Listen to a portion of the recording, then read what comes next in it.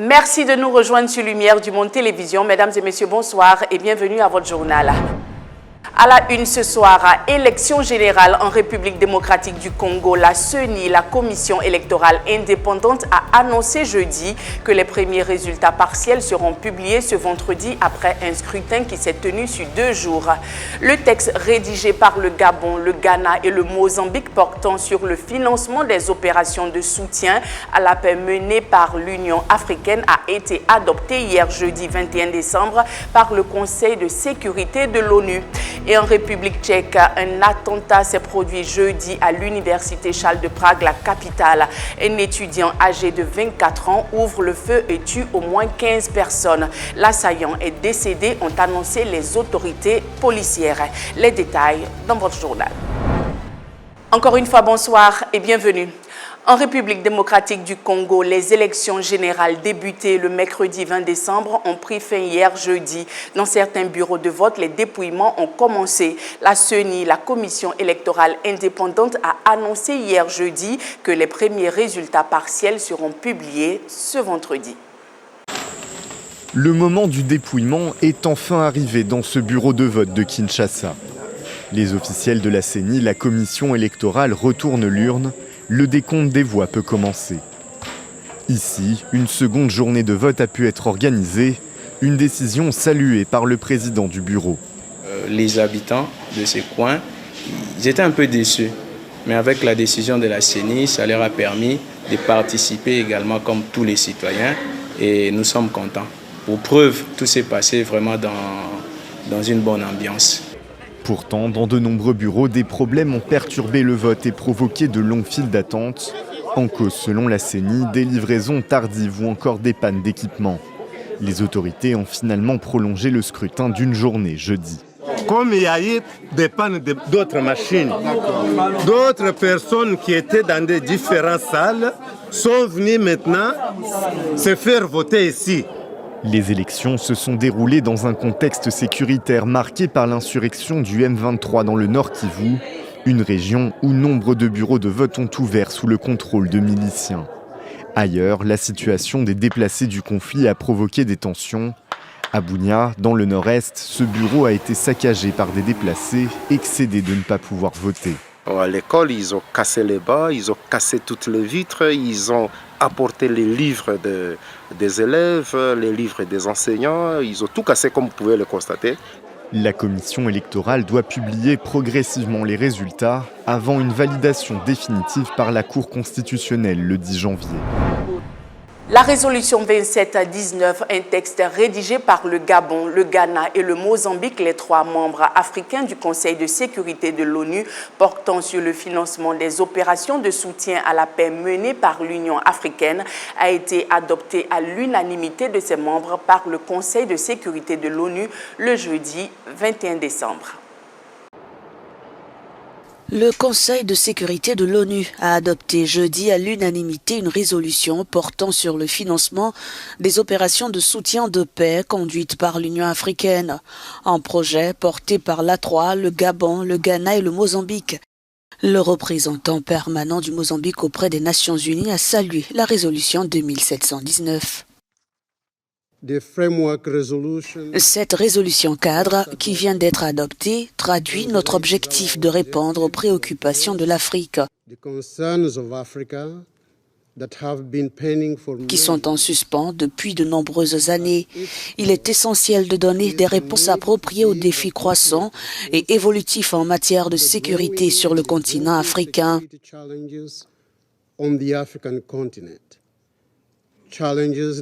Les défis comprennent les conflits, l'insurrection, l'africanisation progressive du terrorisme et la prolifération des groupes armés extrémistes.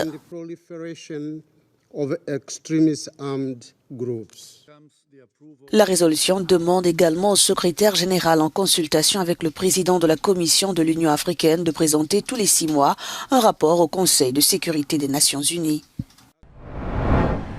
Au Sénégal, l'actuel Premier ministre Amadou Ba a été officiellement investi candidat pour l'élection présidentielle du 25 février 2024 par le Parti sénégalais de l'Alliance pour la République, parti du président actuel Macky Sall, hier jeudi à Dakar, lors d'un meeting qui a réuni toutes les grandes figures du camp politique au pouvoir. On écoute. Devant ce poster géant, dans une ambiance solennelle, les militants du Parti sénégalais de l'Alliance pour la République exultent. Le Premier ministre Amadou Ba est investi candidat à la présidentielle du 25 février prochain. J'accepte votre investiture avec engagement et confiance, car elle me donne l'opportunité de poursuivre la mise en œuvre du plan Sénégal émergent.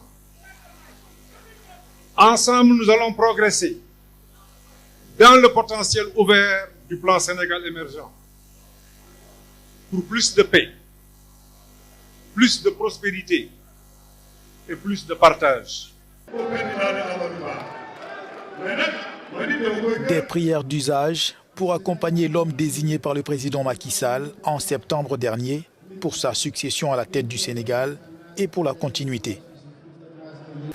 C'est un bilan exceptionnel, mais il faut le parfaire, il faut aller encore plus loin pour l'emploi des jeunes. Et le premier défi qui vous attend sera le défi de la migration clandestine et l'emploi des jeunes à travers de nouveaux mécanismes à inventer. Plus de 200 candidatures sont déclarées pour ce scrutin. La date butoir des dépôts de dossiers est fixée au 26 décembre. L'Angola a décidé jeudi de se retirer de l'Organisation des pays exportateurs de pétrole, l'OPEP, en raison des désaccords sur la baisse des quotas de production en vigueur dont l'organisation a annoncé à la télévision publique Diamantino de Asbedo, le ministre des Ressources naturelles, du pétrole et du gaz. L'Angola et l'OPEP s'est terminé. Luanda a annoncé jeudi son départ de l'Organisation des pays exportateurs de pétrole. Principale pomme de discorde, les quotas de production. Le gouvernement angolais redoute une réduction de sa production pétrolière en raison de cette disposition et va désormais se concentrer davantage sur ses propres objectifs. Luanda veut produire plus d'1 million de barils de pétrole par jour. Dans cette optique, le pays va mettre sur le marché au moins 50 blocs pétroliers. Fin novembre, l'Angola et le Nigeria s'étaient montrés mécontents de leurs quotas lors de la dernière réunion ministérielle de l'Alliance. Fondée en 1960, le PEP, qui réunit 13 membres sous la houlette de Riyad, a noué en 2016 une alliance avec 10 autres pays sous la forme d'un accord appelé OPEP+, dans l'optique de limiter l'offre et soutenir les cours face aux défis posés par la concurrence américaine.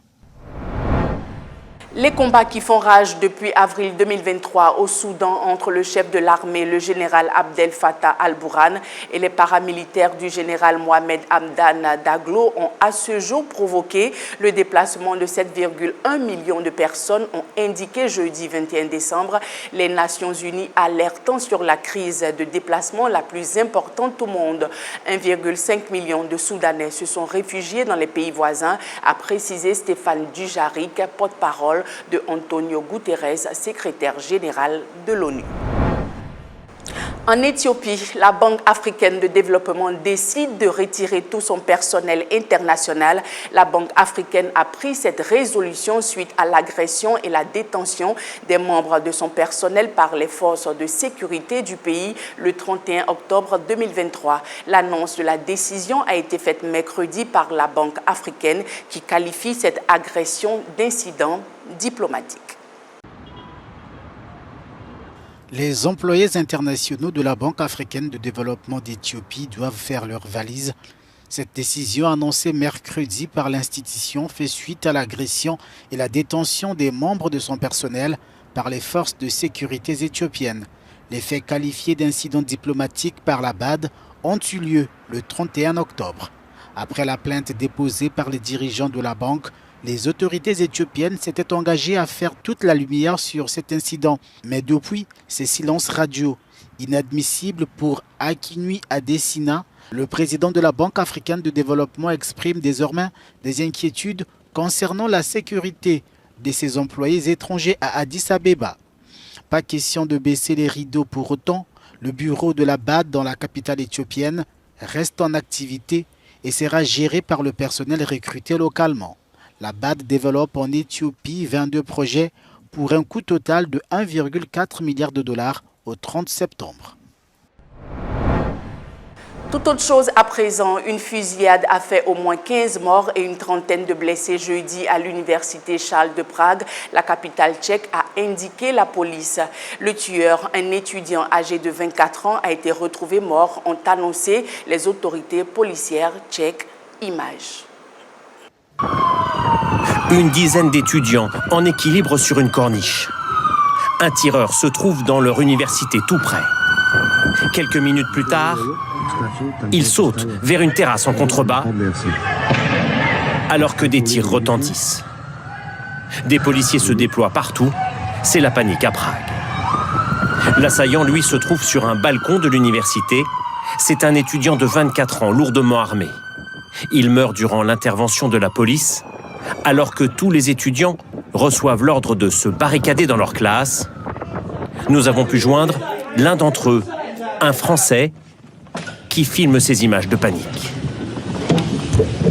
On a pris peur et on s'est mis juste sous la table avec le professeur. Avec ses camarades, il est évacué 20 minutes plus tard vers un autre bâtiment alors que l'intervention des secours n'est pas finie. J'ai vu une fille touchée à la poitrine, du sang sur les marches, beaucoup d'étudiants blessés. Et on a vu aussi, j'ai vu une bâche qui recouvrait probablement un corps. À droite de cette image, on aperçoit l'une des victimes en pleine rue. Le tueur de nationalité tchèque avait annoncé son acte sur les réseaux sociaux. Je hais ce monde. Je veux faire une tuerie dans une école et peut-être après me suicider. Les étudiants sont évacués à la tombée de la nuit. Le tueur a également assassiné son père. Dans sa revendication, il affirme s'inspirer d'une collégienne russe qui avait tué 2 mineurs au début du mois. Mais selon les autorités tchèques, ses motivations ne seraient pas politiques. Jeudi 21 décembre, dans la prestigieuse université Charles à Prague, la capitale de la République tchèque, un étudiant a ouvert le feu, tuant 14 personnes et blessant une vingtaine d'autres. L'assaillant, lui, s'est suicidé, a confirmé la police tchèque lors d'une conférence de presse ce vendredi. La police tchèque a confirmé lors de sa conférence de presse ce vendredi matin que 15 personnes étaient mortes dans la fusillade de la veille. 14 personnes à la faculté de philosophie de l'université Charles de Prague et le tireur qui s'est suicidé. Il y a également 25 blessés dont 3 étrangers, 2 Émiratis et un Néerlandais. Le chef de la police, Martin Vondrašek, a confirmé que l'assaillant a tué son père plus tôt dans la journée à Hostoň, à quelques dizaines de kilomètres de Prague. Les forces de l'ordre ont également déclaré qu'il existait des liens entre le massacre de jeudi après-midi à la faculté et le double meurtre d'un père et de sa fille de 2 mois dans une forêt à la lisière de la capitale tchèque. Tôt dans la matinée, le Premier ministre tchèque Petr Fiala a déposé des fleurs devant le siège de l'université Charles en hommage aux victimes de la fusillade. La police n'a jusqu'à présent donné aucun détail sur les victimes, ni sur les raisons qui ont poussé le tireur à passer à l'acte. Le ministre de l'Intérieur Vít Rakušan a déclaré jeudi soir que les enquêteurs n'ont trouvé aucun lien avec des groupes terroristes ou une idéologie radicale. Des minutes de silence ont eu lieu dans de nombreuses facultés du pays. Plusieurs événements culturels et sportifs ont été annulés. États-Unis, la Maison-Blanche a annoncé jeudi que le président américain Joe Biden et son homologue mexicain Andrés Manuel López Obrador, après un échange téléphonique, ont résolu de prendre de nouvelles mesures concernant les traversées illégales à la frontière entre les deux pays. Des responsables américains de haut niveau se rendront prochainement au Mexique pour discuter de la crise migratoire à cette frontière. À Eagle Pass, ils sont des centaines de migrants à patienter de jour comme de nuit. Tous attendent d'être pris en charge par les autorités américaines. Ces dernières semaines, les traversées illégales à la frontière se sont multipliées, mettant la pression sur les services de l'immigration. Joe Biden tente de reprendre la main sur le dossier. Le président a eu l'occasion d'appeler le président mexicain López Obrador. Les deux dirigeants ont convenu que des mesures coercitives supplémentaires sont nécessaires de toute urgence afin que les principaux points d'entrée puissent être ouverts à travers notre frontière commune. Le président Biden a demandé au secrétaire d'État Anthony Blinken, au secrétaire à la sécurité intérieure Alejandro Mayorkas et à la conseillère à la sécurité intérieure de la Maison-Blanche, Liz Sherwood Randall, de se rendre au Mexique dans les prochains jours. Le président américain est accusé par les républicains d'être trop laxiste sur l'immigration. La police aux frontières enregistre ces dernières semaines près de 10 000 passages chaque jour. Une tendance qui s'est accélérée depuis le début de la semaine, alors que le gouverneur du Texas a adopté une loi criminalisant l'entrée illégale des migrants et donnant aux autorités locales le pouvoir de les expulser vers le Mexique. Un texte qui doit entrer en vigueur en mars prochain. Être ici à quelques mètres des États-Unis est une victoire pour moi. Je remercie Dieu car c'est ce que nous attendions. Nous espérons que l'immigration américaine nous donnera l'opportunité d'entrer dans le pays car nous voulons une vie meilleure pour nos enfants. La reprise en main par l'administration Biden intervient au moment où les parlementaires discutent à Washington d'un accord sur l'immigration, une condition imposée par les républicains pour débloquer l'aide financière à l'Ukraine, voulue par Joe Biden.